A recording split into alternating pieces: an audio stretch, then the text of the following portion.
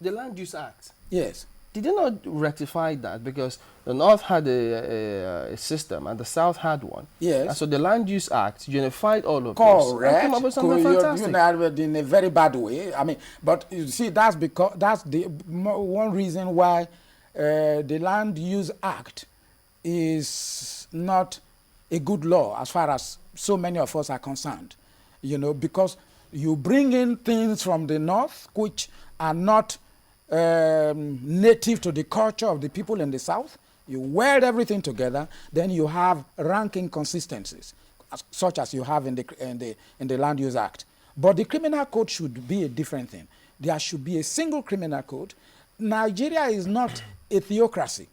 It is not governed by religion, you know. So let's have a criminal code that is the same thing for both the South and the North. Yes, but the Land Use Act that you brought in is not proper because the goings on in the North, the culture in the North, as far as land use is concerned, it's not the same thing as the culture of land here in the South. Yes, much as that needs amendment, what about the principle of having a single law?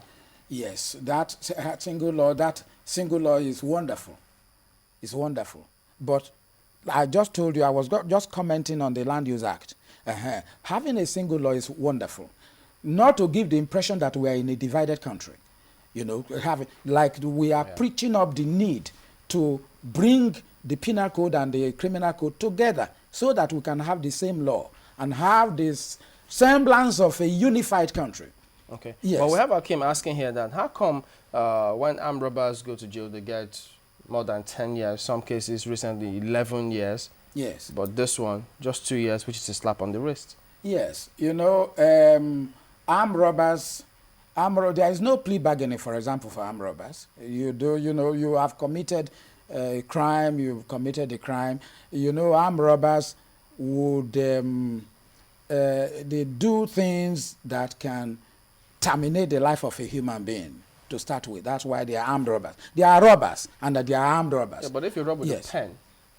Well, if you rob with a pen, it's almost the same thing as robbing with an arm, but it's not the same thing. Yeah, but 23.3 billion, for instance, because Jerry is saying here that he's sure, maybe he's a lawyer, he says he's sure that if the lawyers or if the EFCC did their job very well, they might have seen murder, theft, fraud, attempted murder charges, because this concerns pension funds, of which people are dying. Yes. You see, the thing is that, left to me, any person that has stolen money like that at the executive level, it was a director in the police pension fund, board.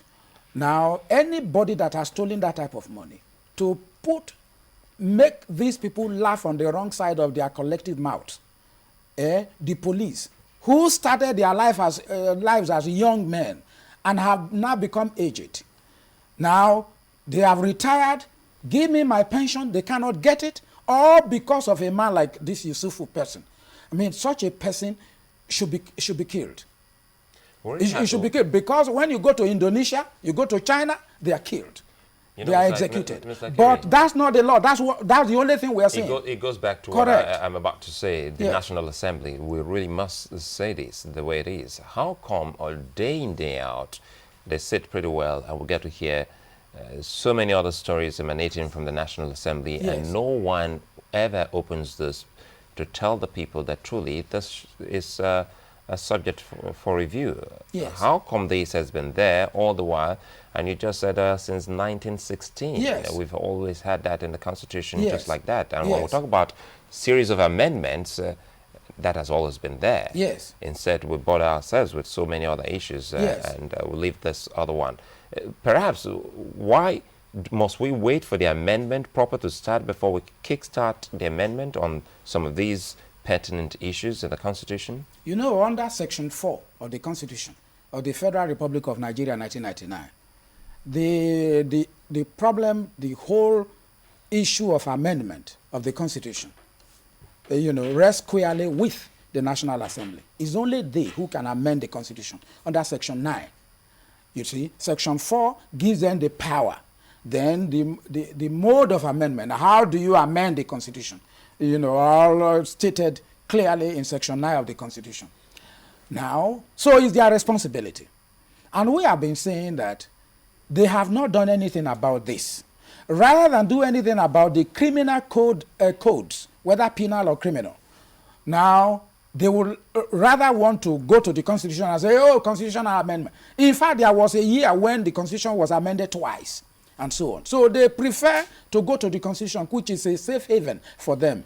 Now, but then I also told you that the reason why they don't amend these codes is because they are beneficial. They are afraid. They are afraid that if these things should be amended and they are charged to court one day, as indeed they might be, you know, under any of these codes, they will go in for it. There will be serious trouble, like the Farouk Lagan case, for example. Okay. So they are beneficiaries of the bad nature of this law, the inadequate nature of this law. They are beneficiaries, okay. And that's why they are not amending. There's a question from Chuma. He says, since you talked about Ibori, he wants to understand because he says in UK concerning James Ibori, he didn't get maximum sentence, but he got some sentencing and he also went to jail. He got both, he says, in this case. So was that not the case, and why couldn't it have been the same thing here? Well, Yusufu, John Yusufu per Yakubu was sent to jail with the option of a fine, and they also recovered everything that he surrendered to the government. So he got both too. Except that there was no penitentiary, there was no jail involved in this particular case. That's all. But then, you see, the laws of England are not the same as the laws of Nigeria. He got 13 years, even under plea bargaining terms, whereas this person got 2 years, because the law says it could be 2 years or even less than 2 years. Okay, that's our laws. Yesterday we talked about the fact that if you cheat in an examination, yes, you get 21 years imprisonment. Yes. That's what the law says. Yes. But with this one, 23 billion, 100 billion.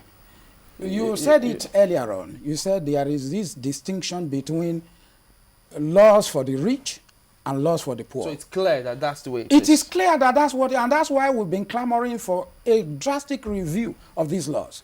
Because you see, this person, 23.3 billion naira, 2 years, plus recovery of assets and so on. Now, then somebody who has cheated in an examination goes for 21 years. So there is a discrepancy. And that's why the laws have to be reviewed. Because no person should be above the law or be seen to be above the law. But in the case of our laws, you know, there are people for whom certain laws were made. You know, as a country, we really can't live in isolation. Yes. What does this say of us in the international community? Yeah, it's like, because in places where if you steal money, even if it is 1,000 naira, the equivalent of 1,000 naira, say in China, for example, the person is sentenced to death. Is convicted and sentenced to death.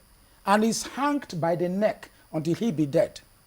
Same thing in Indonesia, same thing in other countries in Eastern Europe. And so you see morality. And deterrence. Yes, correct. So you see deterrence there, but not so in Nigeria.